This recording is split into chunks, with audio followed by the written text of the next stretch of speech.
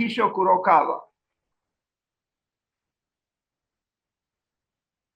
born in 1934 and died 16 years ago in 2007.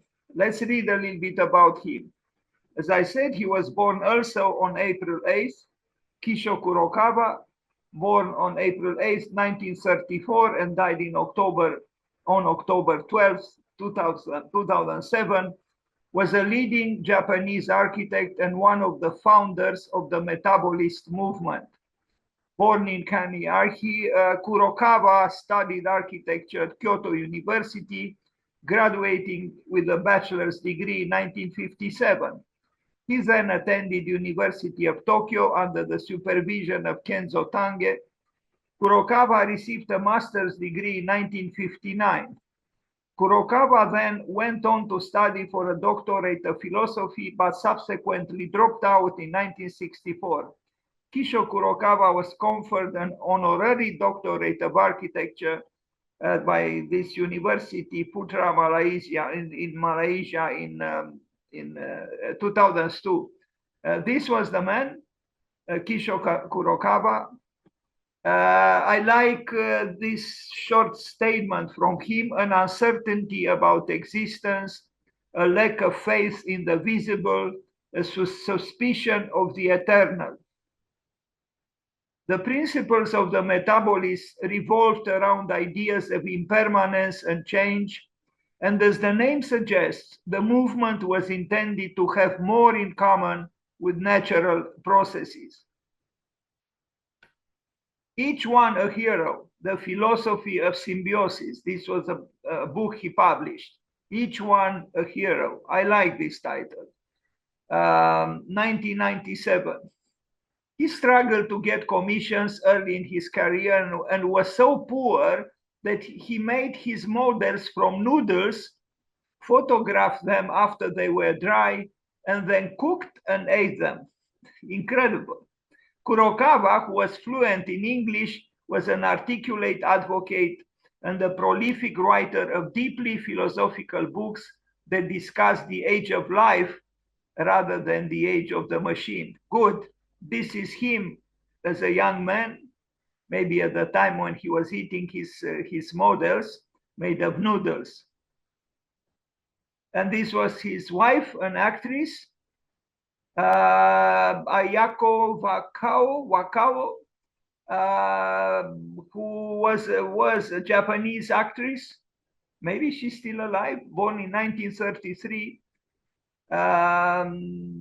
Yeah.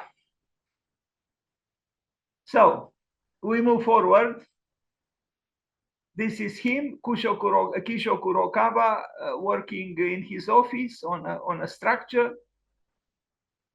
And he founded the Metabolist Movement in 1960, the key principle being symbiosis, moving away from the centralized prototype of the European city, centralized squares, for example.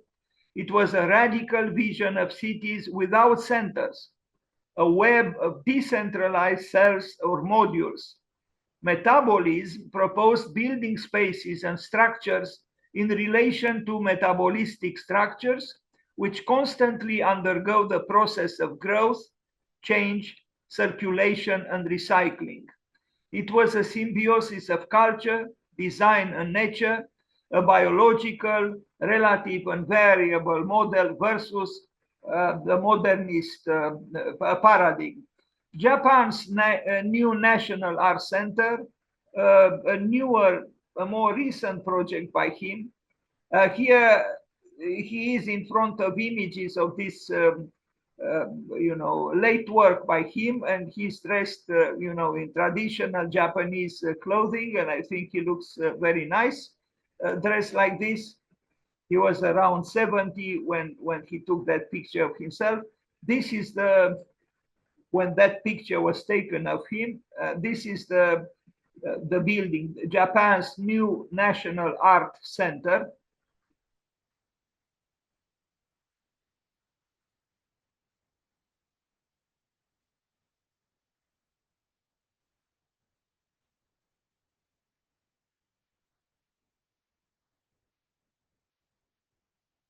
concrete, glass.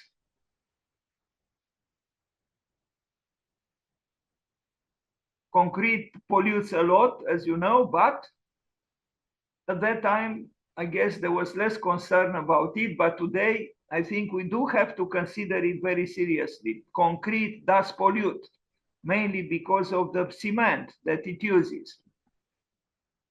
And glass, on the other hand, is a material which has its qualities and its advantages, but it encourages energy losses,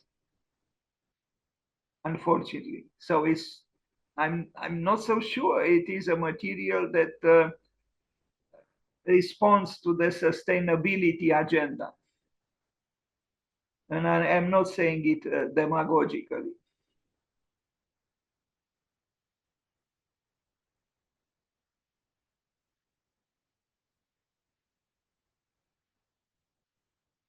Kisho Kurokawa. Here he is again with a little model of a house.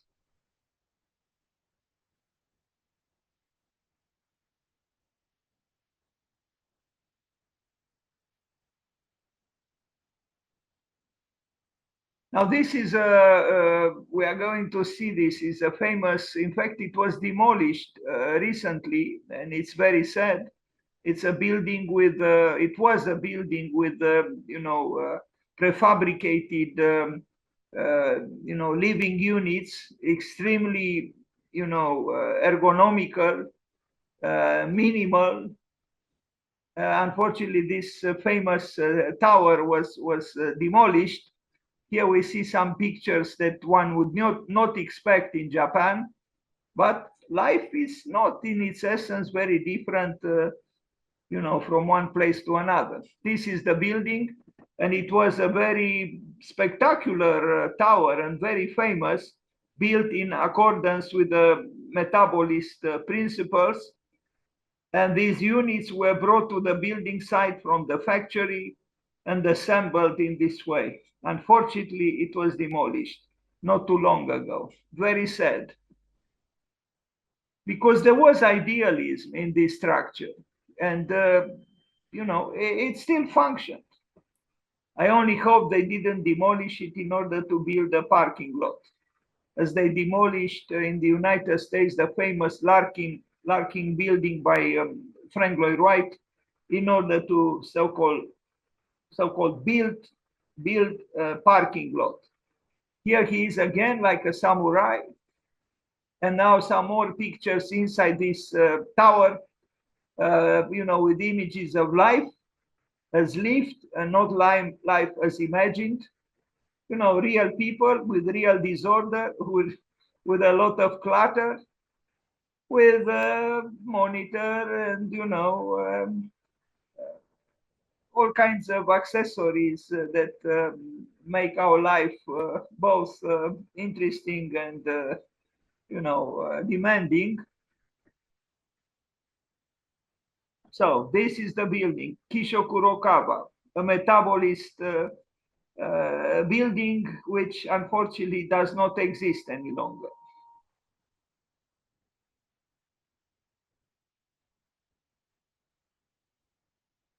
And this is the plan of one unit. The whole space is 4 times the dimensions of the bathroom. But everything, every square inch is rigorously used.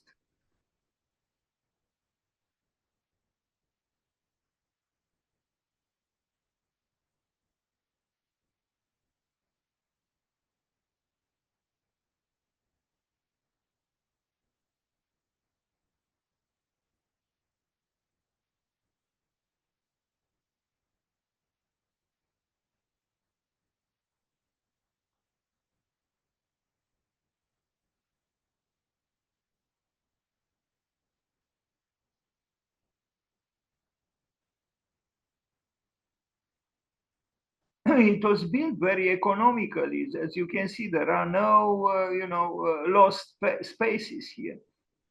But some people consider that it had to be demolished. Very sad.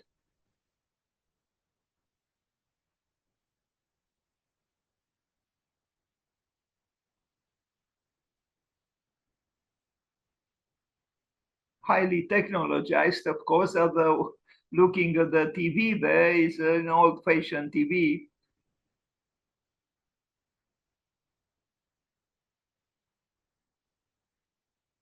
Another inhabitant of this building, this famous building, which does not exist any longer. But to live in Tokyo, it's very expensive. So to even have a bicycle inside your room is a luxury. And if that bicycle is also a neighbor of some bananas, even better.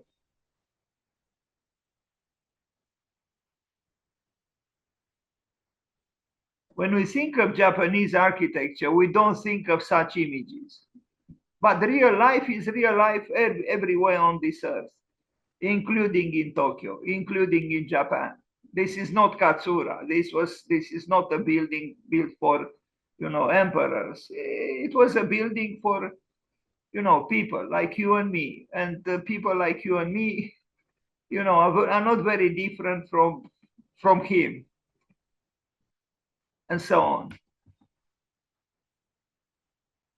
An interesting building, though. A little bit mechanicist, but this aspect exists in the works of Kisho Kurokawa, but it was an attempt to bring together technology and biology. But even with, the most noble ideas, a towel needs to be hanged somewhere, and here it is on a door, just as I do, the door of the bathroom. So even the most noble system has its limits, and life takes over with its picturesque attributes, with its qualities, and with its problems. Another lonely man here, looking through the round window of his inhabitable and inhabited cell. Seen from construction, that's how these little homes for individual people were brought in.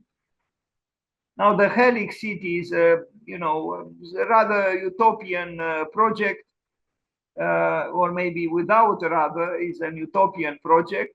But you see here as well the interest in the DNA, in the helix, in the helicoidal movement of the genetic forces that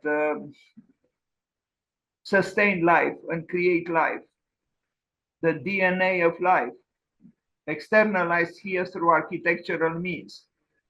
A resort center in Hawaii, Dreamland in Yamagata, 1967.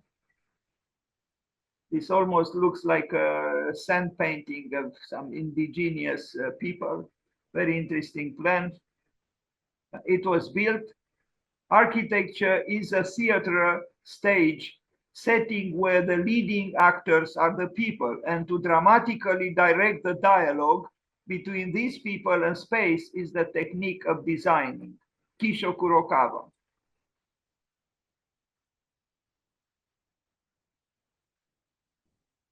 It was built just one, but I think he planned at least two. Well, three we see in this plan, but only one was built.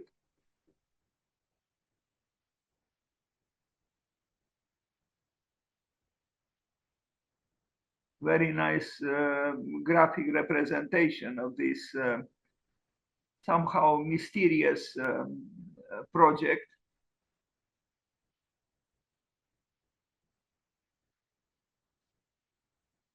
Okay, the Yamagata Hawaii Dreamland Resort Center in an island city was a miniature megastructure by Kurokawa. It sounds so strange, a miniature megastructure. The design concept evolved from the architect's theoretical project Metamorphosis from 1965, which envisioned an organic city consisting of a number of interlocking loops, each forming a self-contained urban quarter. When the city expanded, it would grow simply by adding more loops, mimicking the duplication of cells. As a result, the city would stretch out in a natural linear pattern distinct from both the radial form of most existing cities and the rigid linear configuration of the earlier megaforms like Kenzo Tange's Tokyo Bay project. Metamorphosis confirmed Kurokawa's commitment to the architecture of life.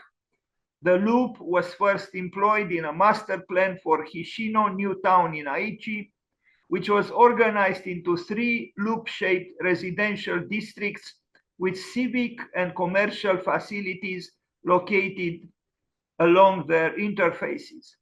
Design concept description by Kisho Kurokawa architects. This building that we just looked at is based on a metabolic architecture of cell. It is also a ring architecture, loop architecture of circulation. Architecture of no center is another manifesto of the age of life.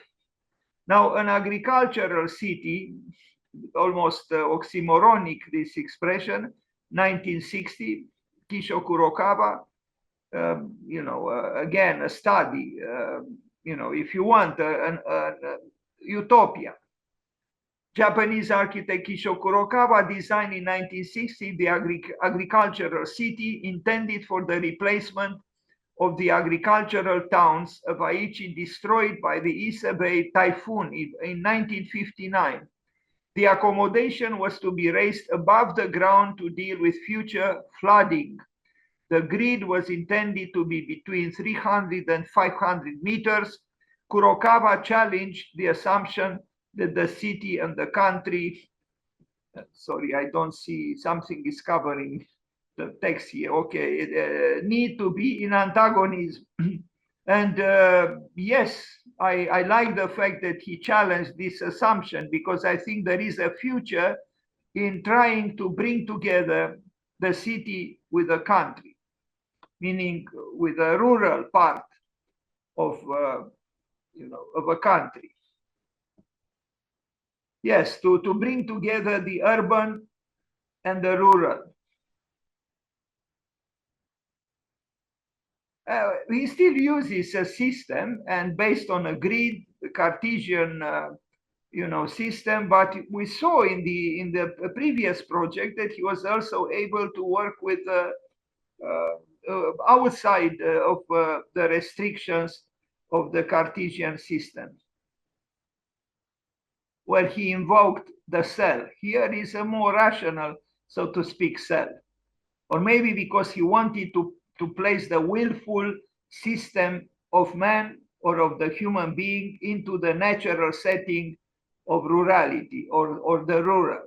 It's possible. So it is an architecture of dialectical relationships.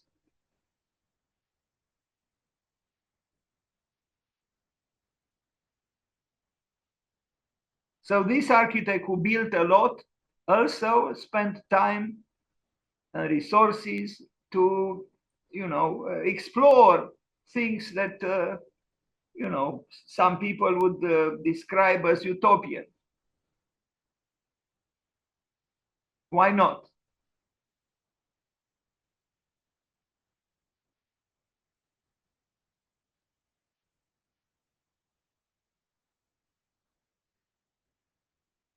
We see some echoes of from traditional architecture, but we still see, the ordering grid. Here he is with an interesting, maybe wise smile on his face.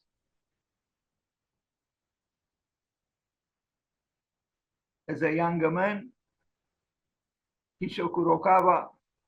Now the Toshiba IHI pavilion at the Osaka Expo in 1970s was a futuristic building at the famous Osaka 1907 World Exhibition. Osaka will host again a World Exhibition in 2025, 2 years from now. This edition from 1970 was famous, and Kisho Kurokawa collaborated with Kenzo Tange, with Kiyonori Kikutake, with other architects, Arata Isozaki, and it was a very successful world exhibition. We see the system here too, but we also see the longing for life, the longing for biology, the longing for the organic, but a structured organic, if this doesn't sound oxymoronic. A lot of technology.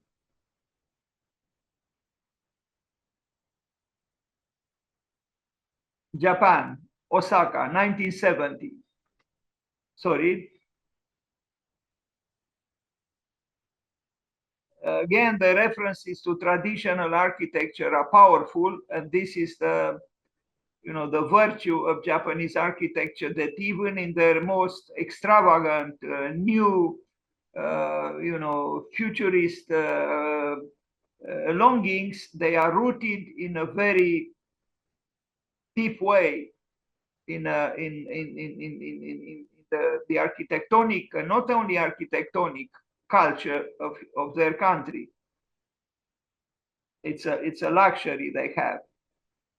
I don't know where this is. It's a Southwest Wales Maggie's Cancer Caring Center. I think, yeah, it's in Southwest, in Wales.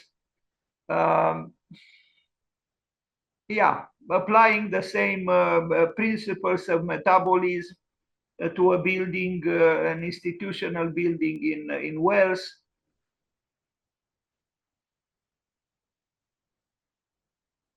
He built a lot. He also built in Amsterdam the museum for Vincent van Gogh, this formidable painter who died at 37 in exasperation because he was misunderstood. He was not understood. He had almost nothing to eat, and he wanted to free himself from the burden on his brother, who died not much later, although a little bit younger than Vincent van Gogh. And they are both buried together now. Anyway, this is the cancer center built in Wales, but by Kisho Kurokawa. Nagoya City Art Museum, 1983-1987. There were some influences coming from postmodernism on him too, a little bit, and unfortunately, but not, alarmingly.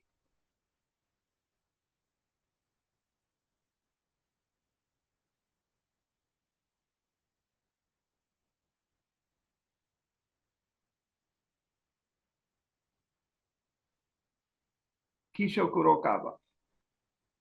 And again, a picture of the Osaka 1970 World Exhibition with a building that he built, this one. Now, the Van Gogh Museum that I mentioned, exposition wing, Amsterdam, that's it. The glass part was added later. So he built what we see on the left side. And the right side was also based on his sketches or his, early design initiative, but it was built, I think, by other architects. So he built this one, what we see here. And this was added later in Amsterdam. So if you arrive in the Netherlands, in Amsterdam, maybe you will remember to visit this building by Kisho Kurokawa.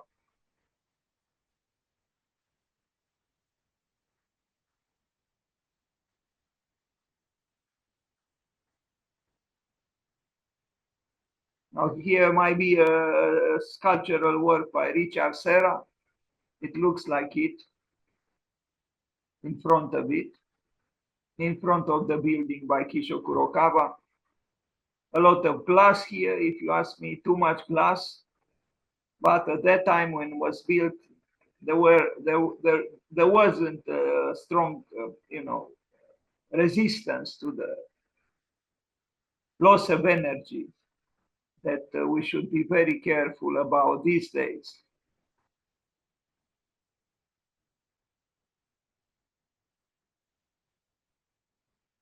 National Ethnology Museum, Osaka, again, Kurokawa, 1977.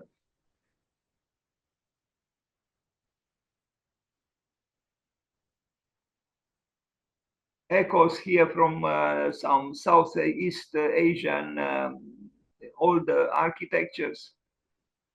This courtyard with these steps. You wonder what their function are, what its function is, this courtyard. But it does look impressive. A very large building. The Osaka Expo Takara Butillion is another structure built by Kisho Kurokawa in 1970 in Osaka. Here it is, very future oriented, still striking somehow in its optimism about the future, about systems, about technology, and about systems and technology trying not to estrange themselves from life and from the biological, undercurrents.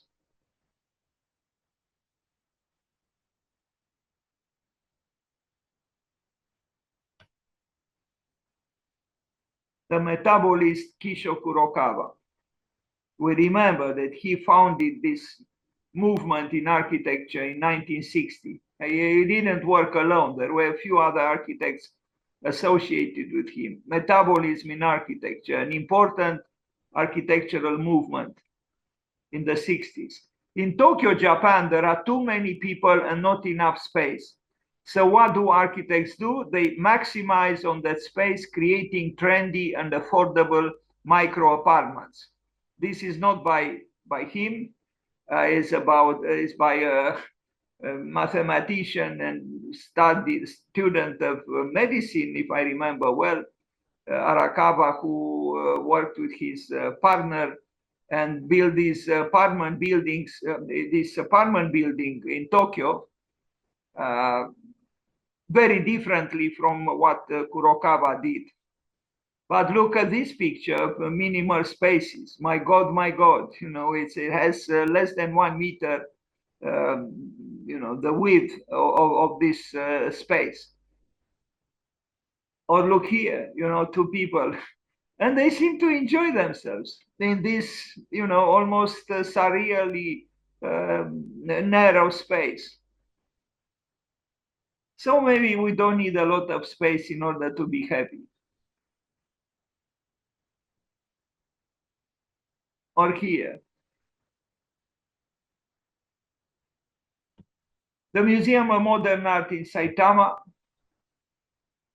Kisho Kurokawa. Function as a criterion in architecture achieved many things, but it also resulted in the articulation and concretization of space. In the process of providing rationally and clearly articulated spaces, the virtues of nebulous and undifferentiated space that naturally exist between demarcated areas was totally neglected. Spaces which might embrace two or more meanings were eliminated in functional architecture. I think his criticism was and is valid. I too have great or big question marks about functionalism, which erased many other virtues of architecture.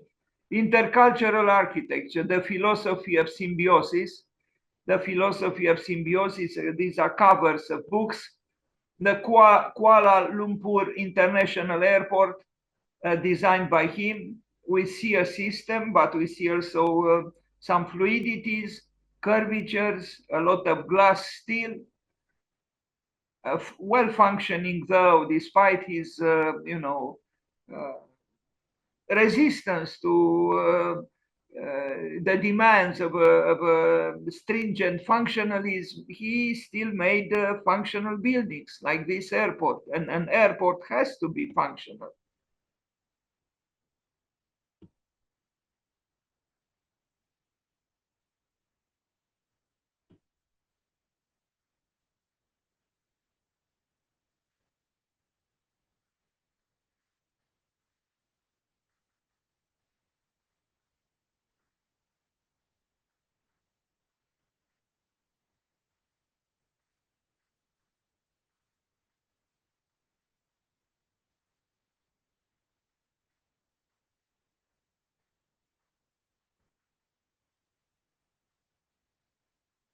everything, as is the case with the Japanese, everything is designed to the most minute detail and perfectly executed. Kuala Lumpur International Airport, Kisho Kurokawa.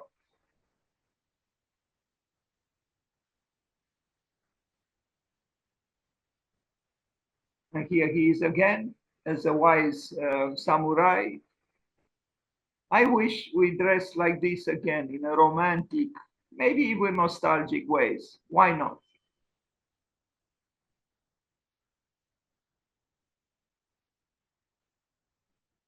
Capsule House, 1973. Again, the dialectics between the natural landscape and the work of man, willful as it is, maybe a little bit too willful. But we see the capsule, as in that tower with capsules in Tokyo. And here is the house, the plan.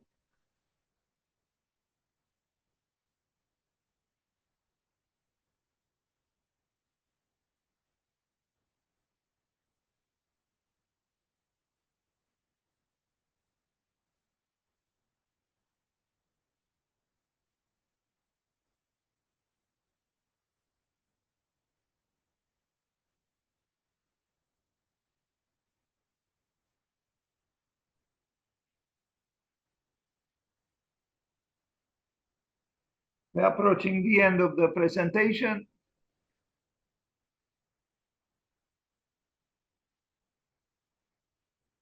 The black capsules of Kisho Kurokawa, surrounded by very accommodating trees, always beautiful and always generous. The Museum of Modern Art in Wakayama,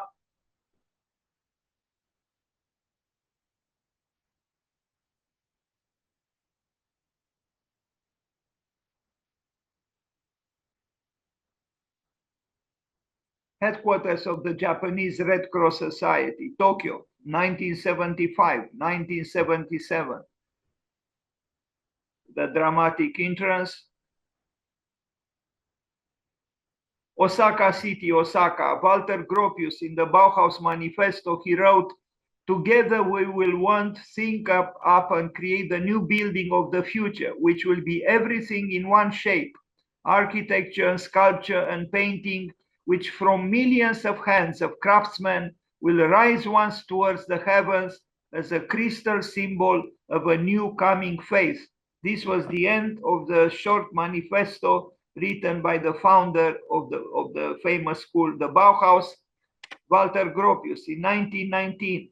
And the last word of that short manifesto was faith.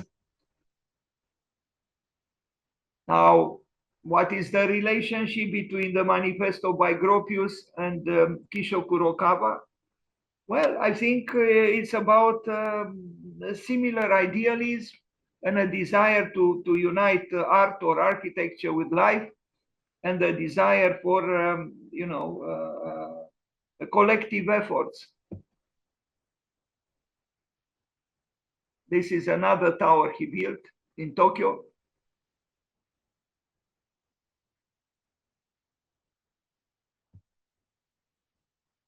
Now, the Museum of Science in Hime, Japan, 1991-1994, a rather large museum with a conical glass structure. And there is also, a fragment of a sphere, pure forms, geometry, and again, life or biology to an extent, at least to an extent.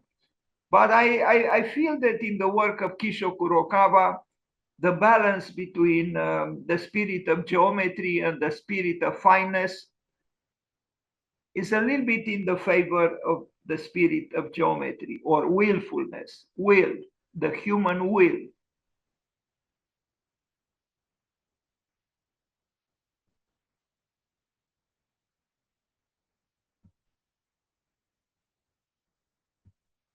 In Melbourne, he built something similar, and here it is, the Kisho Kurokawa cone, Melbourne, Australia.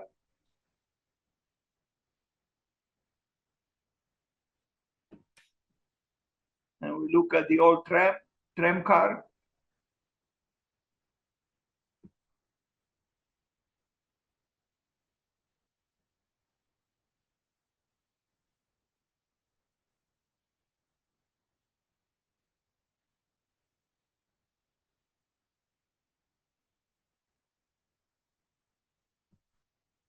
And we end the presentation with a little bit of furniture design, the folding chair.